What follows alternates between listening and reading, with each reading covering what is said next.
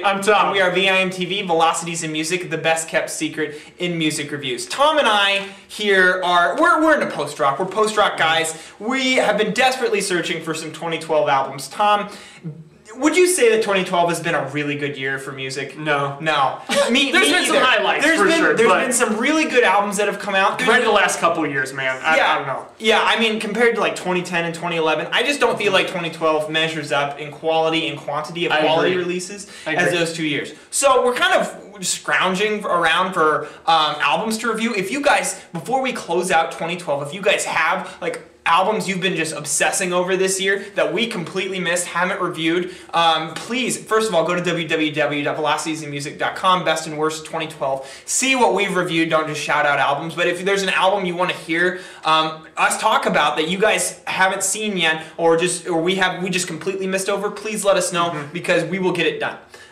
So in that sense, we kind of went and looked for a couple of major releases over the past 12 months, 11 months now, being mid-December, where we wanted to kind of make sure that we got to those albums. One of those albums, we actually found 2 post-rock albums that is just because we were actually both listening to them at the time. It's just because of all the other albums that were released around that time, we reviewed those and then knew we would come back. The first of which that we're going to review today, post-rock Caspian, Waking Season. Caspian, post-rock band. I would say, how would you describe, Tom? You're a post-rock expert. I would go that far. Oh man, that's a lot of pressure. Well, I appreciate the faith. Yeah, definitely in the post-rock genre, you get more about the atmosphere, no vocals, that whole thing. What I like about this album, now my prior experience with Caspian is their album Four Trees, and it's a good album. It's a little lighter. These guys focus, I would say, more on those kind of clean lead guitar lines, the single note picked lines that really bring the melody to the tracks, along with the atmospheric guitars that kind of fill out and wash the sound behind those. But those guitar lines definitely take the focus. You compare that with some of the heavier kind of post-metal almost bands like Russian Circles, ISIS, stuff like that. That's where I would say this band kind of sets itself apart. Now, here they're incorporating a little bit more electronic melodies, instruments, stuff like that. But it's very much still an organic sound, I would say. Even some places where you would think that it sounds a little bit, I don't want to say contrived, but a little bit where they're trying to force those electronic elements in there. You pay attention a little more closely, and it's really just that they're being more inventive with the guitar, or they're incorporating some cello, some strings, stuff like that. Gives it a little texture.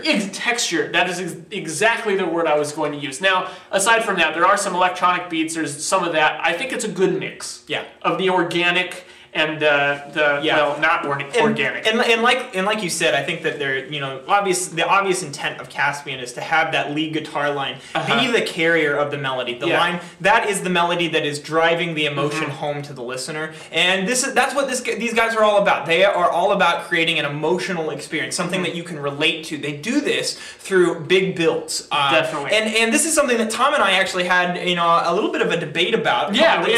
Big discussion. Well, and it really came down to the fact of discussing what is post-rock, what is, so here at Velocities in Music, we only review select albums that we're interested in and think will make good reviews and good recommendations for you, for you viewers. So by the time we get post-rock albums, they're going to be good instrumentalists. They're probably going to be good songwriters because we probably won't review anything that's not. I mean, that's just kind of... It kind of takes that to get to its place in that genre. Absolutely. So what's the difference then between a 60s album in a post-rock band and a 90s album from a post-rock band? And that's what we kind of have to look at when we examine artists like Caspian and what we're going to review next, Godspeed You Black Emperor. So...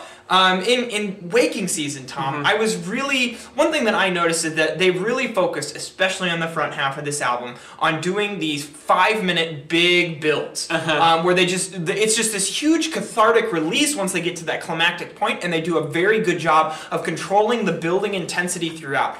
And what I found was that this is how they're really establishing an emotional connection with the listener by creating that dynamic, literal dynamics in from the soft to the loud and then back down to the soft. They bring you in and they make you feel it, and that's something that I found it definitely worked on me. It definitely got me kind of emotionally vested. How about you? Now, it did. I do like that format. That I enjoy that. I use that a lot in my own music. But here, it's kind of a give and take, because while I found that I liked the builds themselves, what this album really made me think about is where they were going from in the build and where they were going to, where they where they were beginning and where they were ending, and using that build as a transition.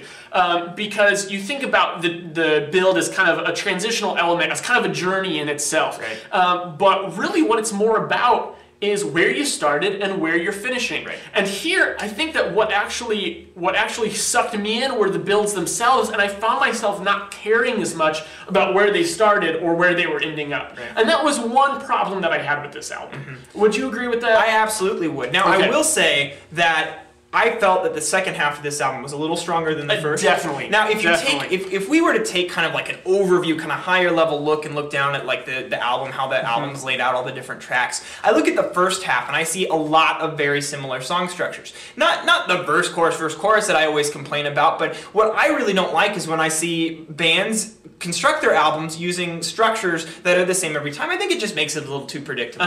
Now, I do think Caspian on the front half of this album tends to do the whole build structure a little too much, where it starts soft, gets loud, and then they move into the next track. And they do that pretty much through tracks 1 through 4. Then they have 2 tracks, 2 3.5-minute tracks for just kind of transition and atmosphere, and then they do it again on track 7, Hickory 54. Now, I think that by the time you get to that, to tracks like track 4, Halls of the Summer, and then Hickory 54, I feel like that it kind of loses its charm. It doesn't quite have that same punch. I think that both of those songs are very strong, and coming off of the 10.5-minute Gone in Bloom and Bough, like that's really 2 different build tracks mashed together. Exactly. So I feel like they've used this, I don't want to call it a trick or a gimmick, because it's just a song structure. That's all it is. They've done this idea to you so many times that I feel like it's not quite as genuine as the first time you hear it. Now, the other side of that coin is that then you get into track 8, Long the Desert Mile, and then track 10, Fire Made Flesh,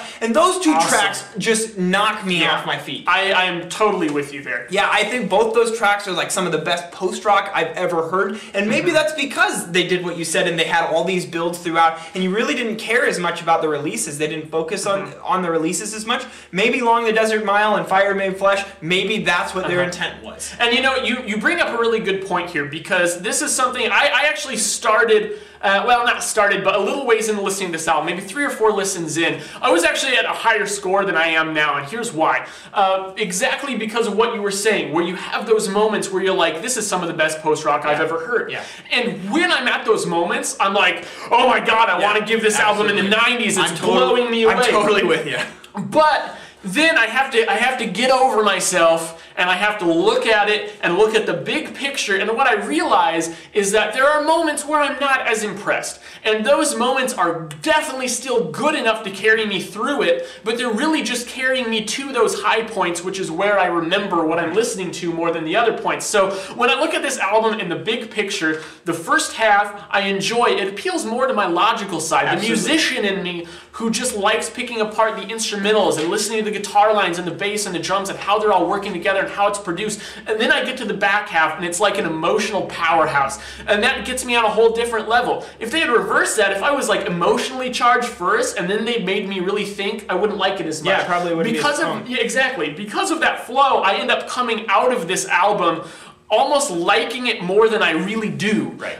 And so then I look at the big picture and I still really like it, but it's just not quite as amazing as I would have thought. Yeah, because even when they're doing that structure and like, and when I find it to be repetitive, you got to keep in mind I've listened to this album at least 10 times now. So I mean, I know these songs pretty intimately, but they're still a great sonic construction there. The songwriting's good, the instrumentation's good. All the things that they're doing is really good. It's just within a structure you've heard before. So the ideas are still really cool, but it's like I love pizza, right? I absolutely love pizza. Going with this. You know, but if I ate pizza 3 meals a day, 7 days a week, by the 7th day I'd be sick of pizza. That's just how it works. All right, I'll roll with you. Yeah, that's it's just normal human reaction. It's the law of diminishing returns. It's economics. It's economics, folks. Tom, I'm sitting at an 82. I'm going 85. Okay, I think this is a really good post-rock album. Now, it's getting a lot of buzz. You guys may love this album. Don't let two music reviewers on the internet sway you or piss you off because we didn't love this album quite as much as you. In fact, we really did. This is a great score from us, by the way. If you guys love this, awesome. Tell us about it at www.velocitiesandmusic.com or youtube.com/velocitiesandmusic. As always, follow us on Twitter, like us on Facebook. We are listening for you and your opinions and anything that you guys have to say or want to talk about from a music perspective. That's what we're here for, so hit us up. I'm Jake. I'm Tom. And we are VIMTV, moving music critique forward.